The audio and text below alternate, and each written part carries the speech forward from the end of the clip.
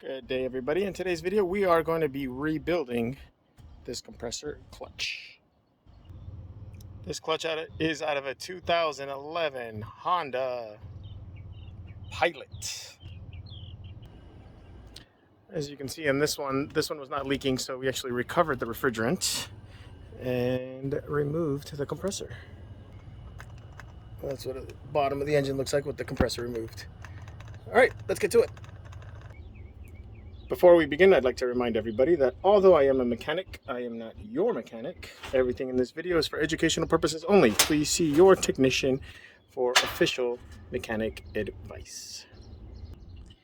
Okay, for this first part, we got to remove this little cover plate, and it's going to uncover a lot of things that we need to get this job done. I recommend some kind of impact tool, because if you go to rotate it with just a ratchet, get a 10 and show you what I mean. It's just going to rotate in place. So either, let's see how that's just rotating. And I know that's really tighty. I got that, but it's just to demonstrate that either you're going to have to get a tool to hold it in place, or if you use an impact, it'll actually take that right off. And this did come off first time go for me with the impact. This was a number 10. This was a number 10. So whether you get a fancy tool to hold this in place, or you just do what I did and I use an impact, we can remove this cover, this plate, what do we call it, and you can see the beginnings of clutch material. And I can actually compare this to what I got in the mail. Let's set that aside there. Oh, let me see the old one here, or the new one I should say. So here's a new one, so that definitely looks a little worn.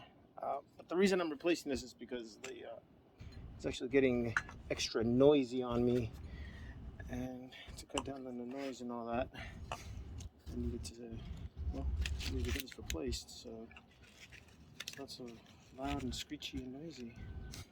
But anyway, oh yeah, here's this piece right here, the piece that just came off. And this kit that I did order did come with all new washers and all that stuff, and I'll show you guys where I got this kit from, and although I won't be able to show you longevity results on this video, I will be able to show you that it at least works and all that good stuff. So, okay, so we got this part off. Now, let's see. So you can see on the replacement parts, you got the electrical connector right there. So it's this guy right here. So it doesn't look like there's much to go. Let's see if we can clean this up some and see what that looks like, and probably looks like some snap ring pliers, and get to the next step.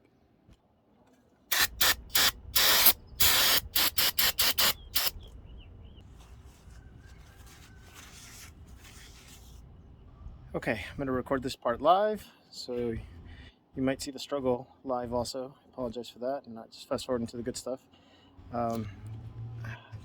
This looks like an AutoZone set. It might have been a Harbor Freight, I don't remember, but these snap ring pliers come in handy for stuff like this. So if you ever see weird little washers and O-rings, there we go. Oh wow, I'm surprised I got that as fast as I did. Let's see if I can show you guys that. So the tips of these go in each one of those holes, and the idea is these kind of work in reverse. They open up as you press, so it'll expand this. Oh, so it'll expand that out, and you can get that out of the way. And there's a new one of these in the kit I ordered. Okay, there's a couple of different ways you can do this next part. One is to get a puller to put on here. Let me pan that up a little bit actually. Okay, one way is to get a puller, put that on here, and have the puller pull this out. But since I am replacing all this, I just use some basic brute force. And when this was on here, see if I can kind of get it back on a little bit. And I know I get a lot of hate for doing stuff like this all the time. My friends yell at me, "You know how to use a puller? What are you doing, man?" But you know, if I got new parts, I get kind of reckless. So honestly, I mean, I just grabbed whatever hammer or whatever, and I just kind of tapped it around and just watched it come forward. And when it came forward enough, I could actually do the rest by hand. Oh. So that part came right out. So here's the old one. You see the new one, and everything looks just about the same so far, so that's good news. About the same size and all that. So probably, and this is why I get a lot of hate, because you know, if I got the wrong size and I still need the car, and now I got a banged up part that I shouldn't have banged up. But so set that aside, and then see what we got here next. It looks like just this the electrical component. That's the last bit. Looks like there's another snap ring in there, so let's get the snap rings out. Does that show up on camera? I can't tell. It's kind of dark as I'm looking at it right now. Ah, there we go. We've got the snap rings in there. See 2 little holes. All right, let's do that one live too. Why not? Okay, same snap ring tool, exact same one. I moved the camera, didn't it? Yeah, it did. Uh-oh. That ain't gonna work. Maybe.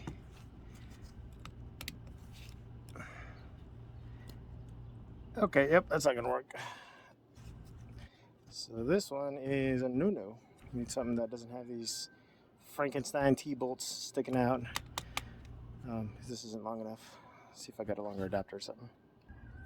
Okay, so I actually did get these the same ones to work. I just had to stand it up and press all the way down to the maximum, and they barely reach, but it was enough to get the job done. And literally as soon as the snap ring came off, this whole electric ring thing actually just slid right off. There was no puller, no nothing required. Anyways, everything else is reverse order. I'm gonna put this together. Actually, I'll probably do some basic cleanup around here first, and then put this together, and yeah, see how this little milling kit worked. I probably should mention there's these 2 little holes there and there. I don't know if they're like little guide holes, but you can see the imprint right here where this old one is, and the new one does have those same little guide holes, I guess you can call them.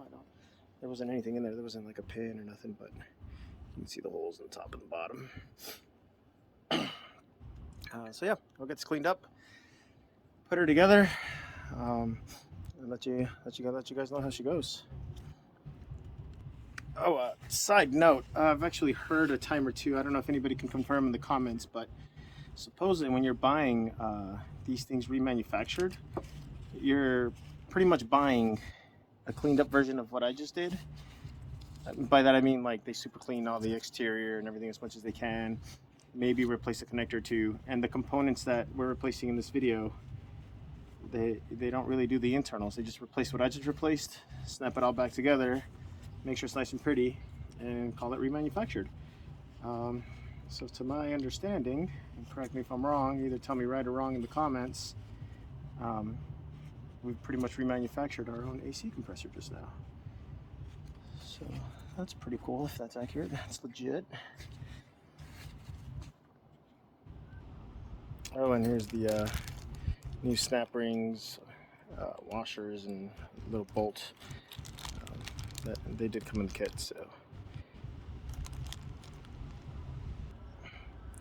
Okay, there's the new one on. I did use the same tool, but I did struggle a little bit, so I still recommend you get one with either these little T-handles not here, or longer little tips there, and it would have made this part so much easier. But pretty much as soon as I got the snap ring to expand, I used a tool like this to kind of, while it was expanded, to kind of push it down. And once it gripped, once the ring kind of snapped in the first layer there, it was pretty much downhill from there. It was just pushing it in. That's actually what these little scratch marks are from. Scratch marks are from is me just kind of pushing it in, but good to go. Okay, so when you put this funny looking one back in, make sure you pay attention, because between, like, immediately in, there's like a little indent going all the way around, and that's where this is supposed to go. Because this will sit on the edge, kind of like on the rim before the indent. So you can kind of see my pick tool here. See how it kind of drops in? And you want to make sure that this drops in all the way around. That's about the only thing there. Let's do this last piece here, which is the clutch plate, clutch on clutch, if you will. I got my little 2 washers in there, the 2 new ones, the 2 replacements. Let's tighten this up, and well, we'll give her a spin.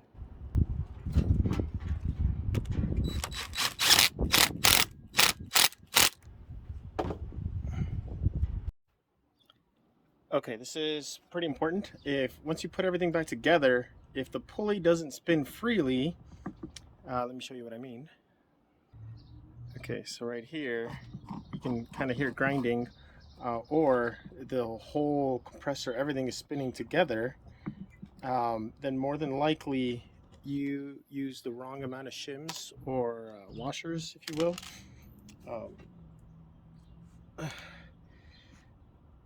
So I did notice that the ones that came in the kit, or if I just used the original ones, it wasn't enough. So I actually had to supplement with one that was in the kit, so this would spin freely. Because what will happen is, if this is all spinning together full time, your air compressor will be on full time, and you will actually create an overpressure situation. So that is extra important. Make sure this is spinning freely when everything is back together. Let me put that final bolt back on there. Okay, that's with the bolt on there, nice and tight. The first time I did put this together, everything was spinning together, and I kind of sat there and scratched my head and went, wait a minute, isn't it supposed to engage with the power on? So yeah, that's what was going on. I didn't use the right amount of shims, so thought I'd relay that message to you guys too. Okay, let's wrap this up. I brought a little turkey baster AC tool. As you can see, this is already reading well above 80 on the car gauge itself. So, turn that off for the sake of this video. You see it says outside 99. So stick this puppy in here. Oh, what the enhance? Okay, let's get the AC going.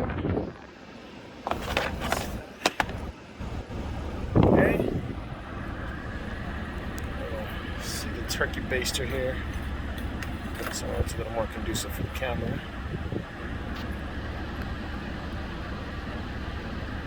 So I know it's one thing to tell people, hey, it feels cold, but it's definitely a lot better to show, look, here's proof, concrete proof. It's not just my imagination. So this is sitting here at idle, 99 degrees outside. So I'm gonna give her a little rev here, see if it makes a difference. Yeah, sure enough, we already dropped below 60. I'm sitting here at nearly 100 degrees outside, and at idle, this already dropped below 60. I'll go take it for a spin and see what she does. You can see it's been about a minute and a half just sitting here. We're already getting 50, 55, so it's pretty good. Let's take it for a spin and see what she does. Okay, so I barely made it right down the block, and I mean right down the block, maybe what, a 1/16 of a mile, if that. It's already getting pretty close to the green. I will also add that this is a first time run after I've refilled the AC, and I have had it happen in this car before when I had to do a transfer valve, where I had to actually recover and refill the refrigerant. Because after I did the transfer valve the first time, when I refilled it, the AC stuff was acting kind of funny, and I didn't think I had any bad parts or any of the labor was bad. So all I did was recover and refill, and everything was back to perfect order. So, if you do a job like this and your AC maybe not doing the exact same thing it was doing before, but it's still kind of like, wait, why is it still acting a little funny? Try recovering and recharging, and and hopefully that'll fix your problem. I mean, it worked for me when I did the transfer valve. Here, let me get to coming up on a red light here. Show you guys that this is nice and in the green, and it is blowing nice and cold. I freaking love it. So for a nice little rebuild kit, I think I spent 50-60 bucks on Amazon. I'll show it here as soon as I get back to the shop. I'll pull up where I got the kit from, how much I paid for it, and yeah. Okay, this is after 1 minute sitting at idle after the test drive. Still 98 degrees outside. This is, I know there's a little blip in the video, but I feel I need to show you guys the whole test drive. I just pulled in, it's literally been about a minute. I'm gonna wait another couple minutes so I can show you what it's at 2 or 3 minutes. Okay, and this is the 3-minute mark after test drive, sitting there at idle, just chilling in the car.